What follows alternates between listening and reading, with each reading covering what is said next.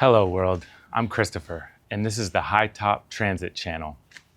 I'd like to introduce you to this new to me 2022 all-wheel drive Ford Transit 350. I flew from Los Angeles to Colorado to pick it up and drove it back the same day. Stay tuned to hear more about the process of shopping for a van and the future build I am planning for this one.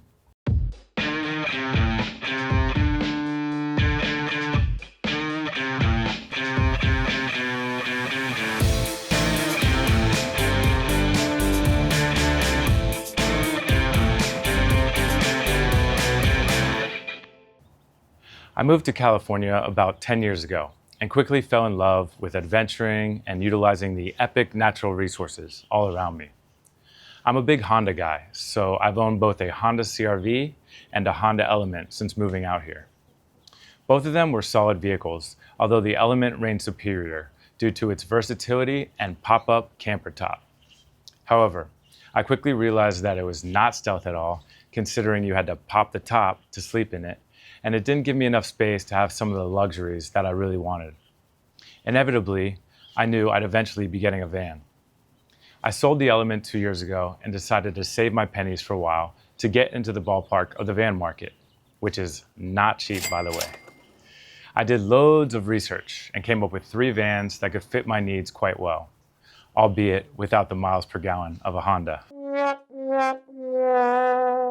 The 3 vans were the Dodge ProMaster, the Ford Transit, and the Mercedes Sprinter. Ultimately, the Ford was what I went with after comparing size, ease of maintenance, clearance, and a number of other factors. As my budget kept growing, I expanded my search from older models to 2018 and newer with lower miles. I also added the necessity of finding an all-wheel drive model. I frequent Mammoth and Big Bear pretty regularly during the ski season and didn't want to have to chain up my tires every time I went up there. I also like to go off the beaten path a bit and just wanted the peace of mind for uneven terrain and dirt roads. One thing I'll say about searching for a van is 95% of these are fleet vehicles and sold by dealerships, or as my dad likes to call them, stealerships. I really wanted to find a private seller for numerous reasons and finally did out of Colorado. Another thing I learned is vans sell pretty fast if the price is at or just below market value. So just be motivated to move on one if everything checks out. Losing a potential purchase stings a bit, but don't worry, the right one will come along. I definitely suggest looking on Facebook Marketplace and expanding your search as needed. I typed in major cities within a day's drive from me and eventually found this van. Be careful though, as there's a lot of scammers out there and you obviously have to use your judgment. I also looked on cars.com as well as AutoTrader to expand my search net as wide as possible. If you're buying out of state, I definitely would suggest getting a PPI or a pre-purchase inspection before making the trek. These can give you peace of mind for things like frame condition, brakes, tire wear, etc. And they usually only cost around $100 to $150.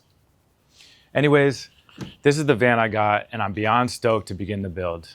I purposely got a high top non-extended so I could still fit in a normal size parking space, but have ample headroom and build area inside. It's kind of the best of both worlds. I guess it's also worth mentioning I literally moved to be able to not only park this van off the street in a driveway, but also have space and a garage to work on it. I guess you can say I'm dedicated. I can't think of anything worse than parking this thing on a busy LA street that entails parking restrictions and still trying to work on it. No thanks. All right, enough backstory on how we got here. Let me show you what I've done so far and discuss a bit of the vision for my upcoming build.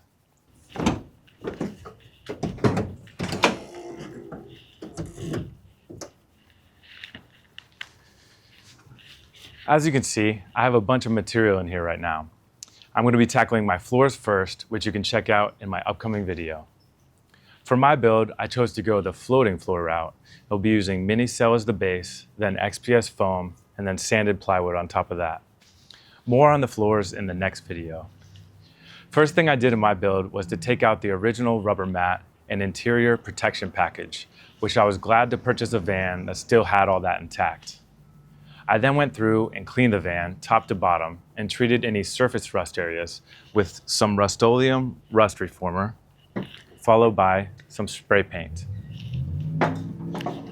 I purchased some sound deadening mat off Amazon to treat a couple of the noisy panels in the van before I get into insulation and framing. This is one topic that gets a lot of mixed opinions in the community because many people believe if you're going to be using 3M Thinsulate on the walls and ceiling, then there is no need to use any kind of sound deadening material.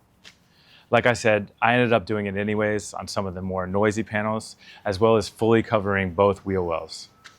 The material is easy to work with, but make sure you get a roller and wear gloves, as I cut myself a couple times installing it in and around the sheet metal of the van.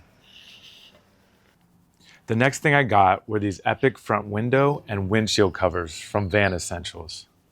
I absolutely hate when I see the sun beating down on the dash, seats, and trim, and also knew I needed a form of insulation for these areas in the winter. They fit like a glove and use magnets to snap into place. So satisfying. I can't recommend them enough, and the customer service at the company is second to none. So definitely check out the Van Essentials website. The thing I love most about the van life or van building community is it's just that, a community. There are lots of resources and people willing to discuss and help with questions or share their experiences along the way. A major benefit of starting this project is that I get to learn every day that I work on the van and hopefully help someone else out down the line. Feel free to reach out in the comments, introduce yourself, your build, or share resources that you have found helpful. I have a lot of fun projects planned for this van and cannot wait to share them with you all. Stay tuned for my floor insulation up next, and don't forget to like, subscribe, and follow me on all platforms under High Top Transit. Until next time, stay high.